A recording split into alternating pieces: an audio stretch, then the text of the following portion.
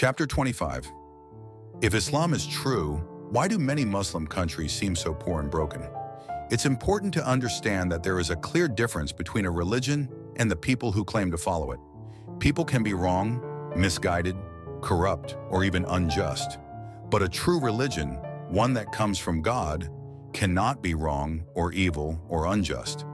Judging Islam by the actions of some Muslims is like judging a medicine by the mistakes of those who take it incorrectly. The problem is not in the cure, the problem is in how it is applied.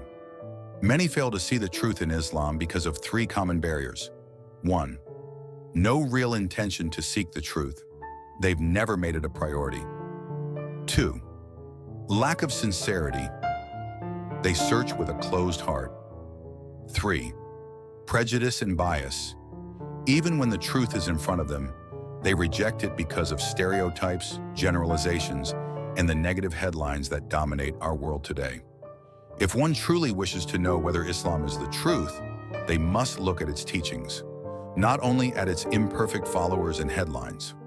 1. Don't judge the truth of a religion by the actions of its followers. Islam, like any religion or ideology, must be judged by its teachings, not by those who fail to follow them.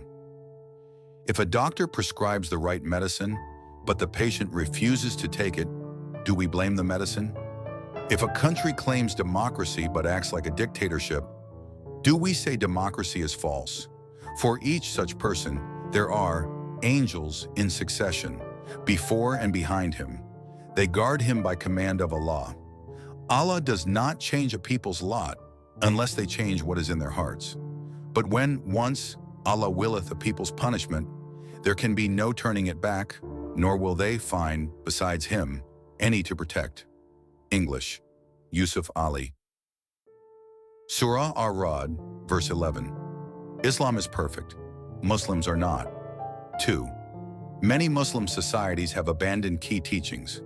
Much of the poverty, oppression, and corruption we see today is because of injustice and tyranny, directly forbidden in Islam, neglect of education, while the Quran commands read, tribalism, nationalism, and racism, condemned by the Prophet, ignoring the Quran and Sunnah, replacing them with culture or power politics. وَقَالَ الرَّسُولُ يَا رَبِّ إِنَّ قَوْمِي اتَّخَذُوا هَذَا الْقُرْآنَ مَهْجُورًا. Then the messenger will say, O my Lord, truly my people took this Quran for just foolish nonsense. English on Yusuf Ali. Surah Al-Furqan, verse 30. Islam warns that when people leave divine guidance, they suffer spiritual, social, and even political decline. 3.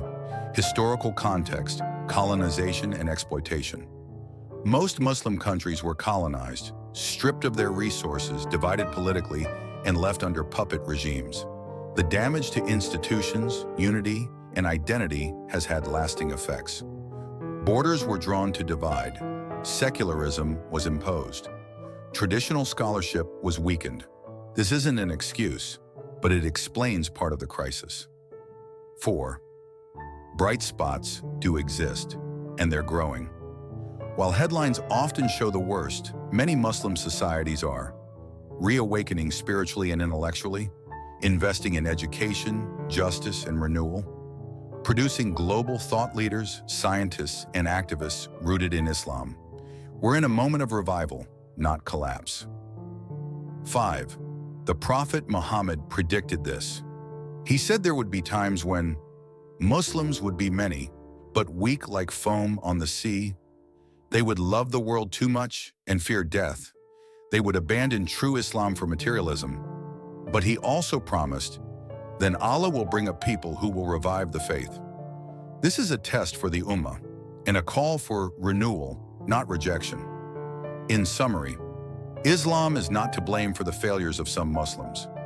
The cure is already in the teachings. We just need to apply it. The decline was foretold, but so was the revival. And you are part of that revival, through your action, your work, your voice. Thank you. Let's explore in the next chapter. Will all 6 to 7 billion non-Muslims go to hell?